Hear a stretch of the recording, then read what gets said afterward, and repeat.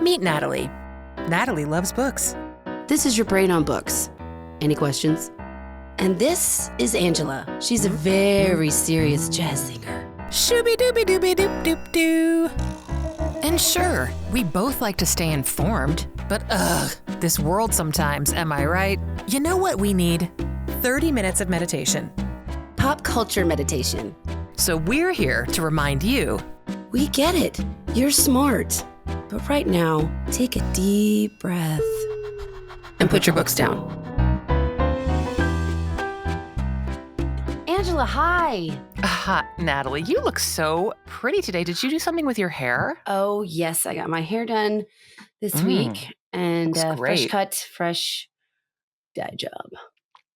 I love your dye job, babe. Thank you. It looks real good. I'm a fan of the blended highlights that you've got going on, framing your face. That's just mostly leftover bleach. My hair is much darker these days as my grays have grown wildly intense, as has been mentioned before. So it's a much darker hair, but Joey does a nice job of keeping it a little light. Joey is like a dynamo in your life because Joey does your hair and your Pilates. Mm-hmm. I mean, that is and is a good friend. Yep. I mean, that is godfather of my nephew. I mean, that is a person that we love, that we keep around for evs. So thank you for inviting me here today, Natalie, to talk about this movie that we're going to talk about because it is quite a gem. And why don't you tell the people what we're doing? Well, folks, today we are going to discuss the 1980s, using air quotes, romantic Western film, Urban Cowboy. 1980, 1980, starring John Travolta, Deborah Winger, and Scott Glenn.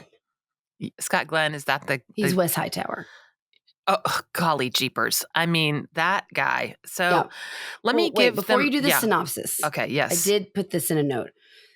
The All Words Dictionary defines the term of urban cowboy. Yeah. Okay, because a lot of people didn't. In 1980, people were like, what does urban cowboy mean? Nobody understood what it meant. Right. As a person living in the city that dresses in Western style clothes. Yes. And they think that the definition of that term has been derived from the use in this movie. Yeah, this movie was quite influential, and we're going to discuss the many ways in which it was influential. But let me give the people, in case anybody has not seen Urban Cowboy in a while, first of all, you can watch it on Paramount. So there's that. Let me give them the actual just write-up description of it. You couldn't. Somebody made this up, but I mean, it's pretty funny when you hear the description all in one go. After moving to Pasadena, Texas, country boy Bud Davis, John Travolta. He moved to Pasadena from Spur. I'm so sorry. After moving to Pasadena, Texas, from Spur, country boy Bud Davis, John Travolta, starts hanging around a bar called Gilley's, where he falls in love with Sissy, Deborah Winger, a cowgirl who believes the sexes are equal. They eventually marry, but their relationship is turbulent due to Bud's traditional view of gender roles. Jealousy over his rival, Wes, played by Scott Glenn, leads to their separation, but Bud attempts to win Sissy back by triumphing at Gilley's Mechanical Bull Ridin competition. All right. So, this movie, I'll just say this from the front end. I get it. Okay. But I think it's one of those movies you watch a bunch and you you don't overthink it as much as I was, because I absolutely was under the impression I got it confused with Midnight Cowboy. Okay. And I was basically like, where are the hookers? And I realized that I'd never seen all of Urban Cowboy. I'd seen part of it. I think on like TNT or TBS. I've never like sat down and watched all of the movie in one sitting, like you're unedited. And this Urban movie, Cowboy, Urban Cowboy. Okay. Yeah. Okay. No, I mean the whole time I'm like waiting for Right. Harry Nilsson's everybody's talking at me. Yeah. It never comes. And you're waiting for John Voight to become a male hustler. And then where's little Dustin Hoffman? Right. Like you're waiting for all that. And that's not happening. And you're like, what is going on? So I was just like, I was wildly, I was like, oh, and I got that. I got that obviously when I saw the intro. I was like, oh, right. Yeah. That's not this. That's not this. No. So I hope you weren't disappointed right off the bat. No. I was not disappointed because, honestly, coming into it, you're like, am I going to buy John Travolta as a cowboy? Right. He's got this beard at the beginning. Oh, right? And that beard is lush. Thick.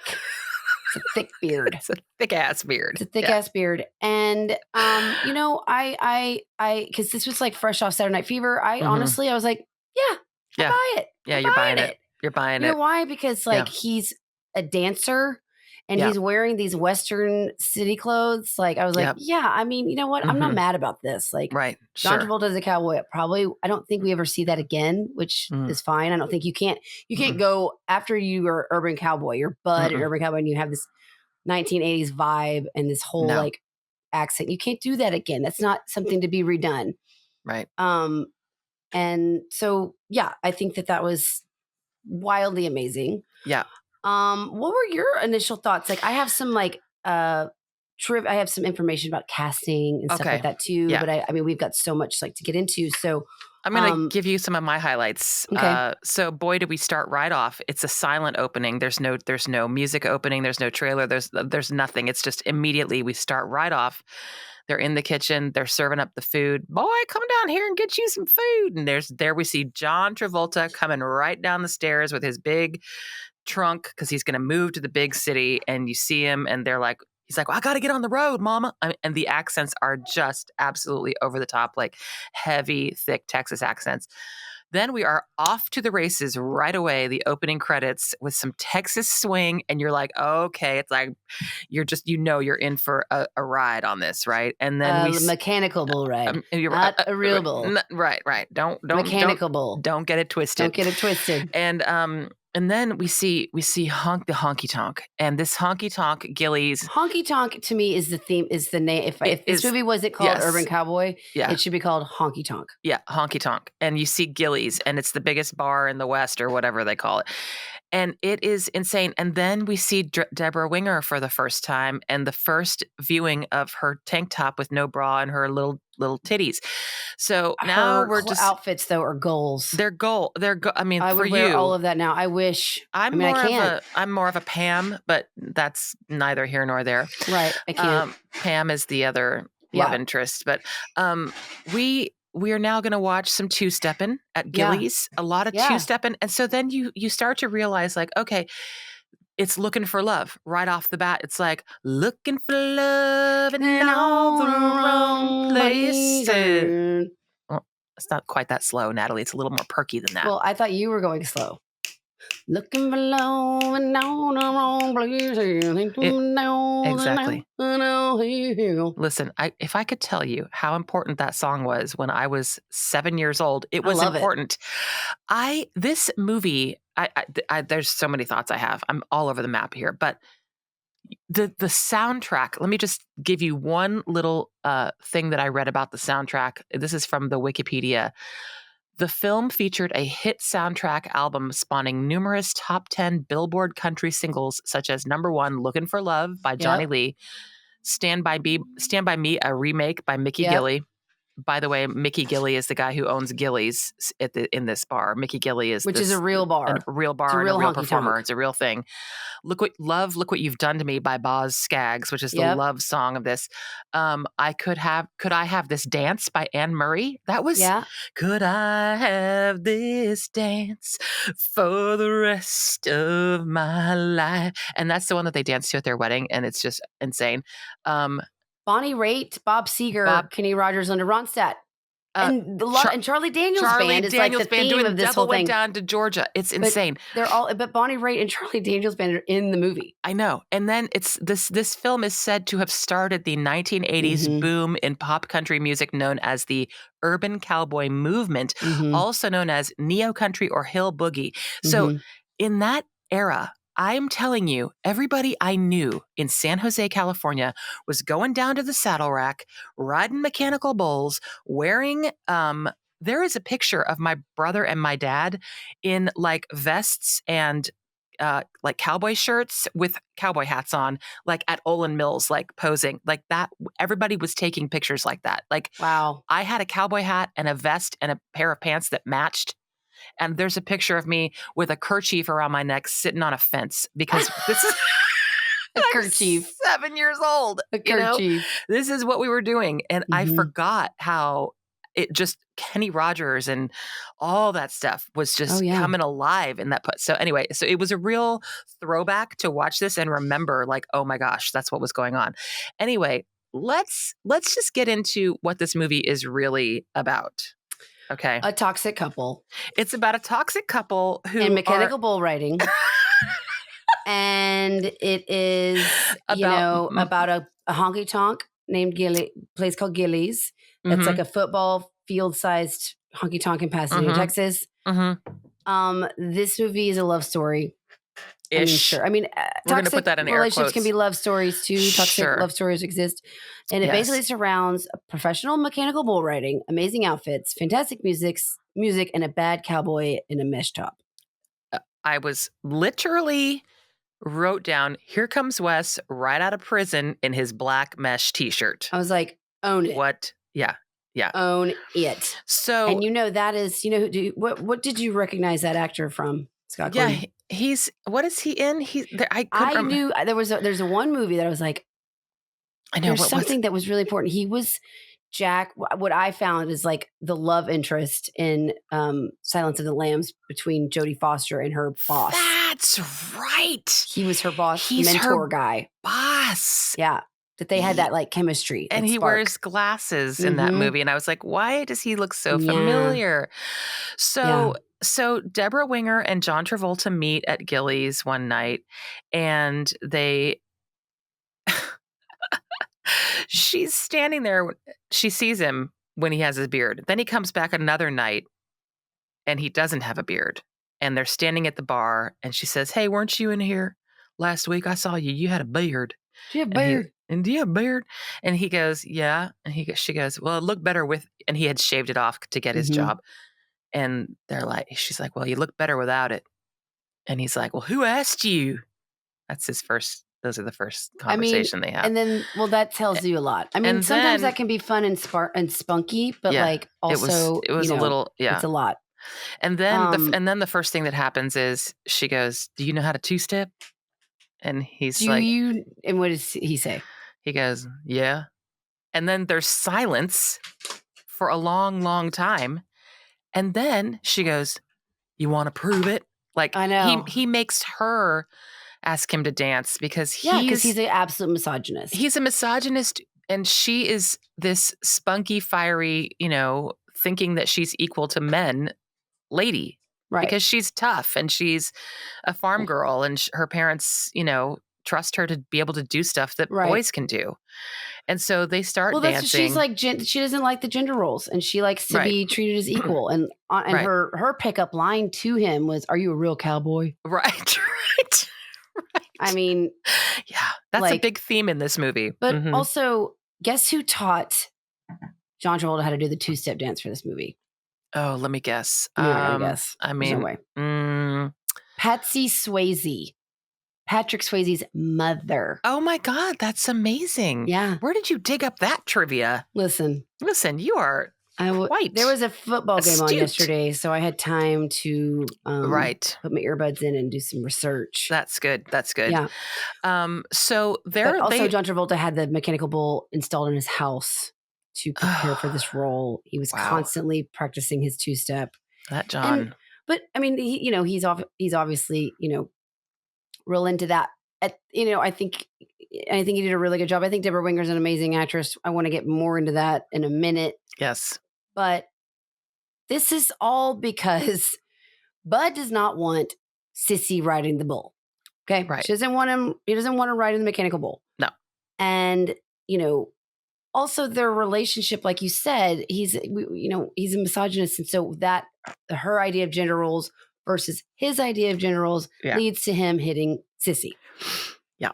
Okay. I mean, he hits we her. only see a couple. I mean, it's safe to say that it was pretty consistent. No. Yeah. Well, we maybe see not like to a pulp, but I believe that like he smacked her. He smacked her around. But smacking. Gave her a smacking. Yeah. So, but they get married within like 5 minutes. Yes. So, and then let me tell you something else. The wedding scene where they're getting married and those ladies had those mint green dresses. They're like mint green chiffon dresses. My cousin had, when she got married in like 1981, I swear to God, her wedding looked exactly like that. The dresses were like yellow, and then all the little bridesmaids, we wore these little mint green dresses. I wish I had a picture right now. Do you think it was because of this movie? I think it was just really, really popular. Yes. I think that was the vibe they were going for. Yes. And that was the vibe that it was. And this was like a walk, like a stroll down memory lane for sure. Oh my God. So anyway, so they get married. So begins the fights between Bud and Sissy. They live like pigs. He gets her a double wide. It's not even a double wide. It's a single wide, I think. Trailer. Yeah. And she doesn't want to do housework. She doesn't want to do housework because she has to work too. So their house is just completely disgusting.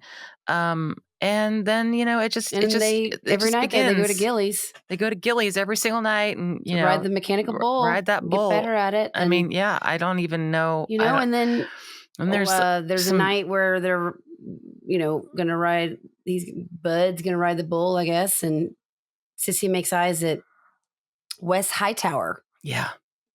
Who, by the way, is just out of jail because he was in the prison rodeo. He's so That's nasty. where we first see him is in the prison rodeo. He drinks mezcal instead of like the Coors and Budweiser and bourbon and eats the worm in front of everyone, making people want to vomit.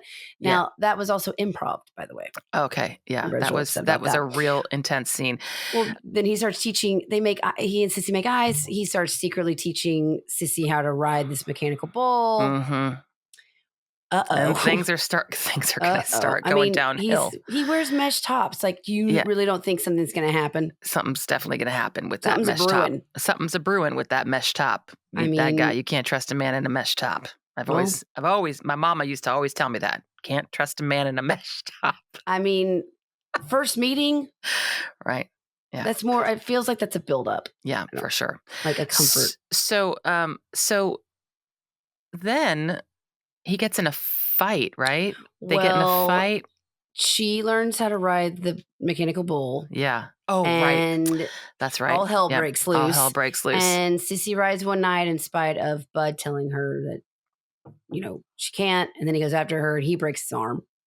Right. Right. So Wes he's all breaks his arm. Yeah. Bud is like wildly pride, like can't. Yeah. Yeah. Women are weak. Right. Yada. And then he's hurt on his job. Yes. And then the oil rig. At the oil rig. Yep. The oil rig. Yep. The oil rig. And then he comes back and he tries to ride the bull again. And she's like,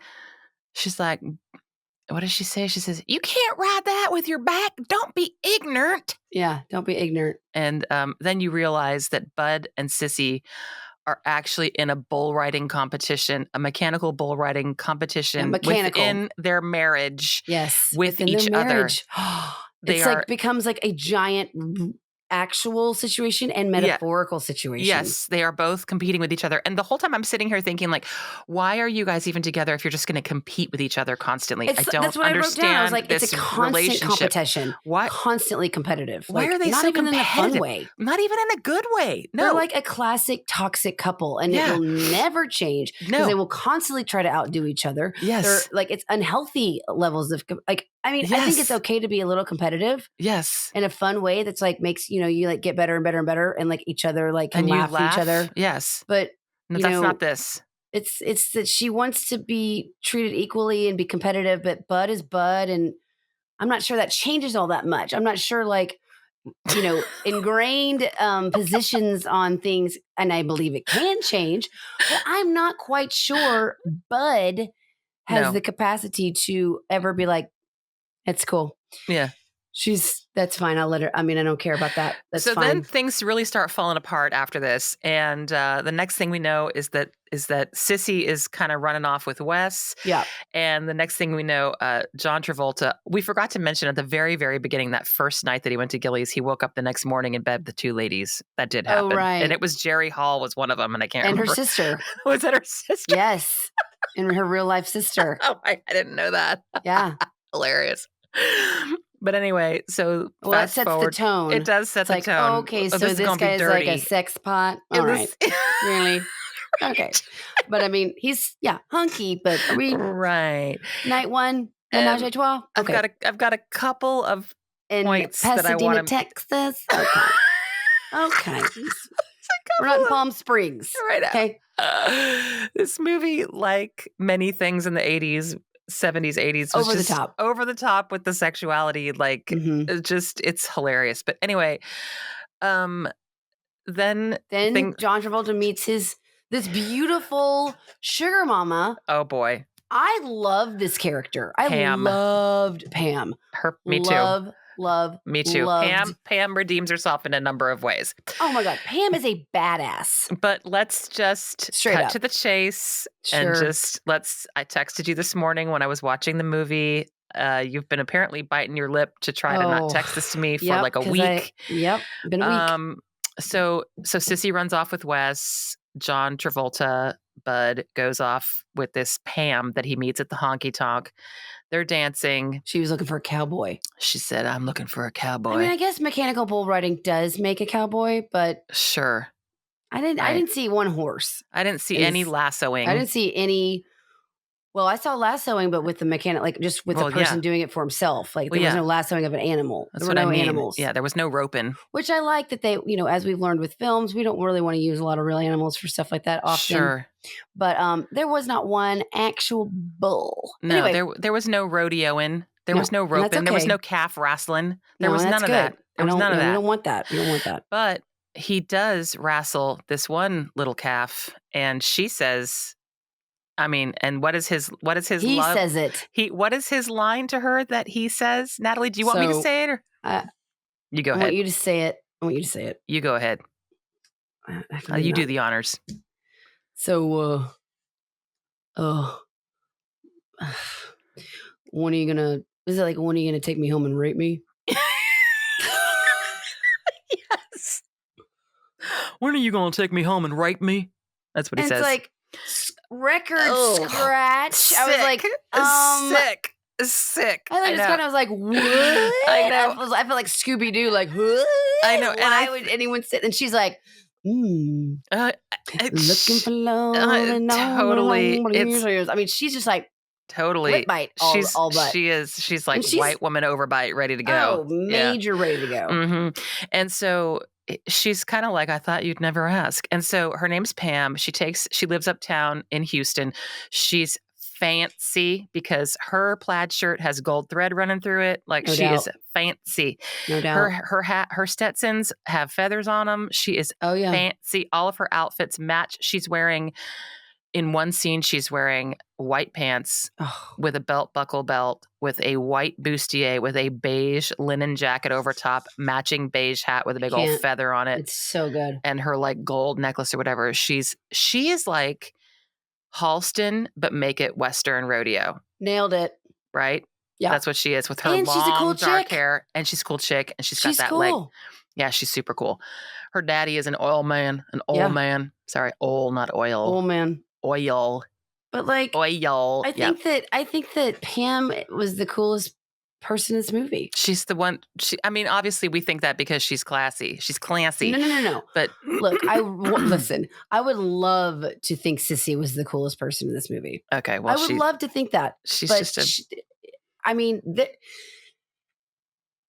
the woman was assisting and never got like reprimanded for assisting a robbery. I know that she was scared of Wes. Like Wes and her have this relationship. He starts beating her, like beats her up too, and there's a lot of bad. And there's a lot of Sissy getting knocked around in this movie. It's not okay. It's not okay. It's really disgusting to watch. It's really sad. Yes, and it's just sad. this like she's like this adult, like she's just like seems like a little girl, Mm-hmm. and but like a little girl with banging outfits. Okay. And on that note, we'll be right back. Friends, here's a little secret. We are sponsored by Laser Care Skin Clinic of Little Rock, Arkansas. And did you know that people from all over the country travel to Laser Care to get services and treatments by Dr. Bruce Sanderson and Natalie C. Sanderson-Jones? It's because they trust the excellent service they receive at Laser Care. Laser Care specializes in all manner of popular cutting-edge and effective skin treatments, including Botox and other fillers, body contouring, tattoo removal, microneedling, and ultrasound skin tightening, just to name a few. Dr. Bruce Sanderson is known in the industry as a talented artist, making you look totally refreshed without any of that scary, overfilled look. And if you're a listener of Put Your Books Down, you know that Natalie C. Sanderson-Jones is the licensed esthetician who always provides excellent care in a clean, safe, and private experience. Lynn Haley is the dynamo at Laser Care who makes it all work, so give her a call at 501-664-5119 and book a free consultation today. Call Laser Care Skin Clinic at 501-664-5119 and book a free consultation. Because wasn't it Mae West who said, "You're never too old to become younger"? Laser Care Skin Clinic. And back to the show. I don't really love her outfits. Like how can you not? They're like little. I wish I could wear this stuff. Little like tank top bodysuits with like jeans and belt buckles. Maybe because I didn't have bones, I'd be able to wear stuff like that. Maybe because I can't. You could wear stuff like that right now. No. Yeah, you could. No. I'm a little long in the tooth. Listen. Well, she's a little long in the boob. Okay, I just wanted her little pancakes to be pushed up a little bit. Well, like Pam. Listen, Pam has a little bustier, and that they're perfectly pushed Pam up. can afford a bustier. Right, Sissy you're right. can't. Sissy can't afford. You're right. Sissy's doing great with what she got. She does. She is. You're true. You're right. You're right. So Pam. And I love Sissy's voice. I love. She's got the rasp. She's kind of rough, but she's like women, girl power and all this stuff, but she still gets the shit kicked out of her all the time. And did you notice? And that's because she mouths off, Yeah. She's lippy. She's lippy. She mouths off to these misogynistic dudes. Yeah. So that's what she gets. She gets smacked around, That's what all abused women have in common. They just don't listen. Yeah. I know. If you just shut up and listen. Listen, if you just get in there and make me some pancakes. He literally says, "Now get in there and make me some food." Like it's literally like that kind of shit. It's crazy. I know. So what that made me think of is like, this must be why boys in the 80s, like this was acceptable to talk to girls this way. Like it was, I realized like gross boys in high school. Because they still get the girl. Yeah, they still get the girl. And like, it was Think okay. Of all these 80s movies. Yeah, it was okay for guys to be like joking around and be like, "When are you going to take me and go rape me?" Like ew, like gross. And also just like this misogyny. They're like, "Oh, don't worry. I'm sorry I smacked you that first time and probably do it again, but I'm sorry about it in advance." And they go and the guy gets the girl. I know. It's very I don't know. And this is just like if you're watching this and you like dissect it, and of course, like our podcast is about dissecting things like this. So, we're not trying to take the fun out of it. No, because this is like a really great 80s movie. This is it kind of is like, but like when it's like if we were to dissect 16 Candles, which we can't. Right. Ever. Exactly. It's just like, this is things that like, never should have held up and definitely don't hold up. Exactly. Now, right. Terms of these films. Now, right. But I think overall, if you're just like taking a back seat and you're like, I'm just trying to watch something and like not like overthink this and not make it like a political statement and just like men versus women and all this, but and look at it as all the pieces. Look at it as the time period that it's made in, and like all of those things. Then it is kind of interesting to watch. Yeah, so I definitely enjoyed watching it. It moves along really fast. The music. I really loved this movie. It took me a minute though because I had to get to where I was taking myself out of like. Yeah, you can't get too involved with these. I'm too old. Yeah. So here's what's up. Yeah. When you're my age, our age. Yes. You can't have not seen this movie in a very long time and go back and be like, "Aw." No. But you can watch it think about it, have that song stuck in your head for 5 days, and be like, I kind of want to watch it again. Right. And you can kind of lighten up with it and realize, like, also that movie was made in 1980 and it's supposed to be like, what, in the 60s? No. I think the cars were all really old, I thought. No, those cars are not old. That Ford F-150 he's driving is probably like a 70s model. Oh, okay. So it's current. Yeah, it's current. Well, it just looks old because, Right. Well, old Texas. I got to tell you, it's aesthetically beautiful, and I thought the cinematography was really great too. I know. So I want to talk about one of the scenes that was one of my favorite scenes, which was Gilley's is holding a Dolly Parton lookalike contest. Oh my God, that's right. And all the ladies are up on the stage. I would have so put you in that contest. I would have been your pageant mom. I know. 5, 6, 7, 8. So give me Jolene, Angela. Give me Jolene. I know. Give it. Oh, by the way, I did find that video of Frank playing Jolene with Dolly Parton. Good, I keep forgetting to put that up there. We need to do that. But yeah, and so there's a Dolly Parton lookalike contest. Next thing we know, they're getting out of there though. They're getting out. Pam and Bud and Bud's Uncle Bob and his aunt. What's the aunt's name? I can't remember her name. It doesn't matter. She's in the Dolly Parton lookalike contest. They leave and they go and Anyway, so I don't know, Natalie. I feel like when we see Sissy doing her bull riding, I feel like for her it is very much a sexual act. Yeah, well, she was doing the Mechanical Bull like for attenzione. Right. She was doing it just she certainly got Bud's attention. She just show Bud that she can make all these moves. And also I had the captions on and I distinctly remember somebody saying, "Hey, that's better than a vibrator." Like they're like what? Like, I didn't have the captions on, but I remember hearing that. And then also the first time that Bud rides the bull and then his bees are completely sore and they're in bed that night and he's laying in bed. He has to ice his bees. And he's got his bees, he's icing his bees and he's like, "My balls really hurt." Like it is the angle of the shot is through his legs bent up and like his knees up, and you're like, the blanket is just like over, and you see his hands go. I don't want to be here. I don't want to be in them. I don't want to be in here. I don't want to be in this. I don't want to be. I don't want to be a fly on this wall. No, I don't. I mean, scientifically, of course, that would be the case, right? Sure. Like, of course, they would be sore.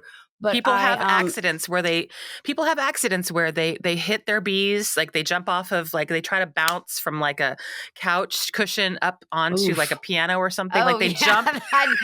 My bees got wrecked when I was 5. Everybody, if you don't know this story, this is when Natalie's sister dared her to jump off of where did you alligator couch, white patent leather alligator couch. Jump to the top of this like old timey piano we had, the old like pianos that could play themselves, like at the Western player piano, which Urban Cowboy, super tall. She dared me if I could jump from the couch to the top of the piano, and I jumped off the cushion, and then I tried to do another jump off the arm of the couch with no cushion, so that stunts your jump. Right. So I jump and I crunch, land corner crunch, slid down the side of the tall piano, and had to ice my bees. So that was a big unfortunate. So I get it. I get it. I really do understand what that's like. I don't think you should do any bull riding. I don't know what would happen. Well, I would probably break my neck. I'm so accident prone. I just don't think I would love to do that privately for fun, but I just don't think. No. But I love the way that with the competition at the very end between Wes Hightower, who gets super drunk and doesn't do very well, right? Yes. But Bud is super focused. Yes. And you see John Travolta, though. You see Saturday Night Fever. You see Grease while he's riding this mechanical bull, because his arm movement, it's the art of like him staying on that bull. It was like, I mean, I could have heard Dance Fever or Saturday Night Fever and, Grease Lightning all at the same time with the moves. It was like art. It was like a ballet for John Travolta. Truly was. Yes, it really was. And it was mesmerizing. It was. And he does a really good job of not talking. And he does a really good job of keeping his like mouth shut and just staring in different places. There were so many shots of that. And I was like, totally. But he's good at talking too. It's just like this. He really embodied this character. He really did. I know. But I got to tell you. Yeah. So this competition happens. It's for $5,000. Yeah. Bud wins. Mm-hmm. Wes Hightower freaks out. Mm-hmm. Tries to steal it. It gets weirdly violent. Yes. Other than the domestic abuse. But my favorite part. Yes. Is like, not of this movie, but for Pam. Bud's girlfriend is watching him like basically do this for Sissy. Yeah. Because the whole time she's like, it's you want to let's make your wife, you want to go make your wife jealous. Are you just doing this to make your wife jealous? And he's like, maybe. I don't know. She's like, cool. I'll be there. Well, I love that too. She's like, cool. Yeah. It's not very girls, so I'm not saying I support that, but but I was just like, wow, she's really true to herself. Right. So, okay. And essentially at the end, she doesn't even like Bud that much. No. She realized that this is all for Sissy. Totally. She's like, all right, well, I don't like you that much. And, I think you're great, but I love I think the feminine energy in this movie. I love that Sissy really wants to be independent and tries this, but she is hindered by, getting hurt. This chick, probably because she was rich, that's like what the dynamic was back then. Yeah. I guess was like, hey, listen, it's cool. I really don't care about you that much. So call me if you ever want to make your wife jealous. And then, she could have felt rejection. She could have felt humiliation. She was like, no, I'm going to take the reins on this and make it back to me. Like I'm in charge of this and bye. Yeah. See ya. Bye-bye, Bud. That was fun. See you later. Bye-bye, Bud. Bye-bye, Bud. I just thought that was like the way she handled that. I was like, because she could have been like she could have gone nuts. She could have been just as effed up as the other two. She could have drank another bottle of mezcal and had the worm and spit it in everybody's face. She had the potential of being the other bad guy. She did. She was nowhere near as bad as Wes. Although I will say, Hightower. When Sissy went over to the double wide, I'm calling it is a single wide, but I'm calling it a double wide. Okay. When she went over there and cleaned up because she felt bad, and then wrote him a note and said, "I love you. Please call me." Right. Pam did. She fessed up. Oh, she claimed it. She didn't. She said that she did it. She omitted. No, she didn't say anything. She just he came home and he's like, "Wow, look what you did. You cleaned up." She just let him believe that she did. Right. And she didn't tell him about the note. I forgot this part. That's right. And then when she fessed up, and told Bud, all of a sudden he realized, I do want to be with her. She cleaned my house. Yeah. Exactly. He's like, wow, I love a woman's touch around here. Like I know. He's like, oh, yeah, it's official. She cleaned my house. She came over and cleaned my house after I slapped her. However, I guess I gotta go be with my wife, my wife lady. Yeah. Well, he beats up Wes Hightower. Yep. On behalf of Sissy. Yep. Which any woman can appreciate. Doesn't anybody just want somebody to fight over him? Isn't that just so? Yeah. And he saves her, and they have the end is really cute when they like hop in that truck and he puts his little Sissy tag back in there. He puts the license plate, the Sissy license plate back up. She's like, on her side. I'll put my Bud one in later. Yeah. On the side. And obviously, I looked at cab. Scott like, and Scott actually, I thought I was gonna have to be the first to say it. He was like, we can get you a Natalie license plate to put in mine. I was like, minus all the domestic abuse, this is the most romantic moment ever. I was like, don't tempt me with a good time, Scott. You know I love matchy things.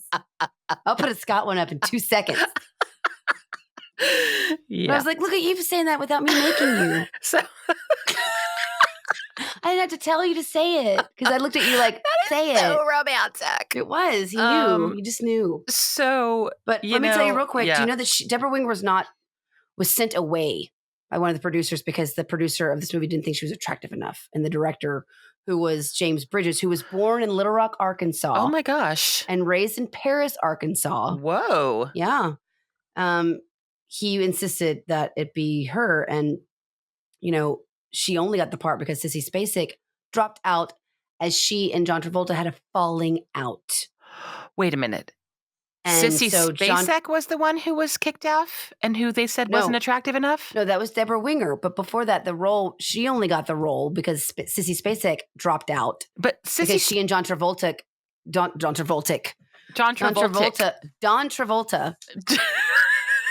It's 2 p.m. and I had to have a cocktail. That's what we do. Don Schmuflofla. And her had a falling out. So she was like, I quit. And that's when they got Deborah Winger. What was their falling out over? I don't know. Scientology. But he did this movie instead of one, probably. He did this movie. John Travolta did this instead of American Gigolo. Oh my gosh. And guess who else was considered for this role? Richard Gere? Gary Busey says he turned it down. It was a big regret. Why do Obviously, we don't believe him. What? But originally it was written for Dennis Quaid. Wasn't there? Dennis Quaid. Okay, I could have seen Dennis Quaid for sure. Oh, yeah. Absolutely. Why does Gary Busey constantly take credit for movies that he didn't get? For life things. He inserts himself in every life thing. I think he thinks he was nominated for president. I mean, everything he's like, they always come to him first. Everybody goes to Gary Busey first. So if you ever think anyone's in a movie, like Daniel Day-Lewis and My Left Foot, or Last Mohicans, they went to Gary Busey first. Right. First, they asked Gary. He'll tell you. Right. Gare. Yeah. Gare turned it down. Listen, I think it's time for us to do a little chick. But by the way, side note. Yes. I did after I had to, watching this at 41 and a half. Yeah. It's different than watching it when you're like super nostalgic and like the world was different and things like that. And I'm glad I did. And I really do want to watch it again because I loved the music and I love the clothes. And I think after seeing it initially, I can enjoy it more for what it is. And it's just like a really great 80s Western-ish romantic film-ish. It's not romantic, but yes. Well, I mean, kind of. It's gross. The romance is gross? Yes. It's gross. But all the other stuff's not. It's not. All the accoutrements of this movie are fantastic. They're fantastic. But the relationship between them is gross. It's gross. Not what you would not want to hang out with that couple. You'd be like, God, I'm not why are they involved. Fighting again? It'd be like you being Ben Affleck and Jennifer Lopez's therapist. Yeah, exactly. We've already established we don't want no part of that, Gilley. But let's do a chick stop. Okay, chick. Oh yeah. So I have a chick stop. Yes. Okay. Ooh, I'm excited.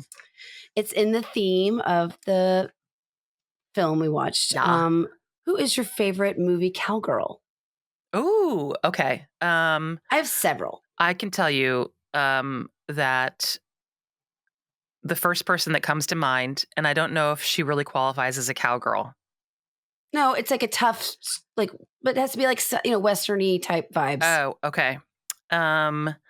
Well, the first person I thought of was Dolly Parton in that scene. That's little Texas little whorehouse in Texas. There's that, but it's in 9 to 5 in the dream sequence. Yep. When she is having a fantasy of roping in Dabney Coleman. Oh, that's so good. That's my favorite kind of cowgirl. Good one. Like a little Spitfire, Dolly Parton. One of mine is Reba McEntire in Tremors. Oh yeah, okay, for sure. But Reba does, I love anything Reba does. That listen, she's got shotguns. She's got shells. She's got double barrel shotgun. I don't know the names of guns. So get your gun. Yeah. Well, yeah. So that is, I played Annie Oakley and Annie Get Your Gun in the my God. Anthony School. So, Broadway production. You know what? Let me amend my answer. My favorite is Natalie as Annie Oakley in Annie Get Your Gun. I understand. And there is video of that, which we need to be posting. Plenty video. Yeah. Didn't you also receive an Academy Award for that? I won the Anthony School Academy Award for Best Actress that year, 1994, 95. Am I wrong? And then I reprised my role with Bye Bye Birdie. I was Kim McAfee in the next year. Right. Am I wrong in remembering? Did I remember this correctly? You had to have a cortisone shot in your vocal cord? I had a steroid shot. Okay, right. Because Bruce was my choreographer manager. Yes, right. And you were 10? How old were you? I was, it's 5th grade. Okay, yeah. So you were like 10 or 11. 11 or 12. Yeah, 10 or 11.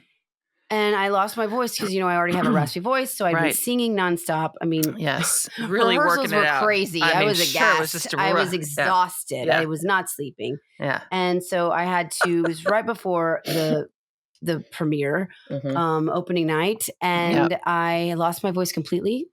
I had to get a steroid shot and I couldn't talk for 2 days. Yeah. And it was really hard for me because it was during the Grammys and Sting was up for all of the awards. And I was very excited about Sting winning a lot of awards. But it worked. And I did 2 performances back to back. Let me ask you something. In your dressing room, were you wearing a turban and a kimono and putting? No, they don't let you do that at 12. Huh. Okay. Well, I guess I had a visual in my mind. My dressing room was the handicap stall in our school bathroom. But yeah. Okay. I mean, you can't get a man with a gun. Loved it. But my favorite, all-time cowgirls to me are Thelma and Louise. Oh yeah. Yeah. I mean, I wouldn't consider them cowgirls though. They are. But they definitely have the spirit of cowgirl. Absolutely are. Yeah. I mean, look at them. I know. They got bandanas, they got pistols in their hips with big old belt buckles and boots. Yeah. Doesn't get much more cowgirl in our. I'm sorry, Angela. We're city girls. I know. So I know. You're right. That's like supreme. I know. When we used to go to Utah, they'd be like, "Oh, here come the city slickers." When we were kids, here come the city slickers because we were city slickers. I mean, I'm a city slicker. Whatever. Like, listen, this has been a blast. Yes. This has been such a fun movie to talk about, and shout out to your friend who suggested this one, Laura Schock. Yeah, yes, such a shout out. Did yes, and yes, I'm so glad that she did. So this is basically, people. This is Saturday Night Fever Cowboy Edition, right? Yeah, basically Saturday Night Fever meets it's a Western. Yeah, meets Tombstone. I don't know. Tombstone. Okay. It's not really also, the same. I want to mention, we're supposed to have dinner with Laura Schock and her husband Ethan this weekend, and she lost her father unexpectedly. So I'm sorry. Put your books down once to say we're just sending massive amounts of love and hugs, and we hope that we can do anything to make you smile or laugh, or we're just really, really sorry, very sorry. But I will tell you, Angela. Yes, Natalie. I'm going to end this with a namaste. And I was tempted to not do it because it's not really applicable. But I'm going to do it. Right. Okay. Yeah. I'm going to put my hands together. What I say to you is namaste. Everybody's talking at me. And what they're saying. All that goes in my mind. Oh, wow, wow, wow. Your turn. And I won't let you leave. There you go. That's the best part. Whoa.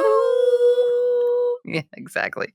I love it when you sing for me. It makes me so happy. It's not real. I'm always the one having to do all the singing, so it's nice when you do. You're a singer. Right? I'm a joke. To you, I will say, namaste in my 7-year-old outfit, sitting on a fence, singing, looking for love in all the wrong places, looking for love in too many faces, searching her eyes, looking for traces of what I'm dreaming of. I mean, just imagine a 7-year-old Angela just jamming out. I already know you wore like jean onesies. I need pictures with bandanas. I've seen the photos. We need that. We need more of that. We do. It's just amazing. Anyway, everybody go watch Urban Cowboy. Please go watch Urban Cowboy and lighten up. Don't go into it like a 41-year-old. You're allowed to have your opinions. Batch. You're allowed to have you're allowed to have your opinions about it's how really great. Messed up this is. But also it's still fun to look at. It's so fun to watch. Yeah, it's fun to watch. It's fun to look at how mesh tops on a cowboy. Oh man, yeah, it's a vibe. Does it work? This movie, you let me know. This movie is whole vibe. Yeah, it is a big old can of mezcal worms. Exactly. And on that note, bye. Ew. Yeah, it does full circle. Oh my God, bye. You did it. Bye. Gross. Now, isn't that better? Thanks for listening. Feel free to leave us a review and be sure to subscribe wherever you get your shows. Put Your Books Down is produced by ClantonCreative.com.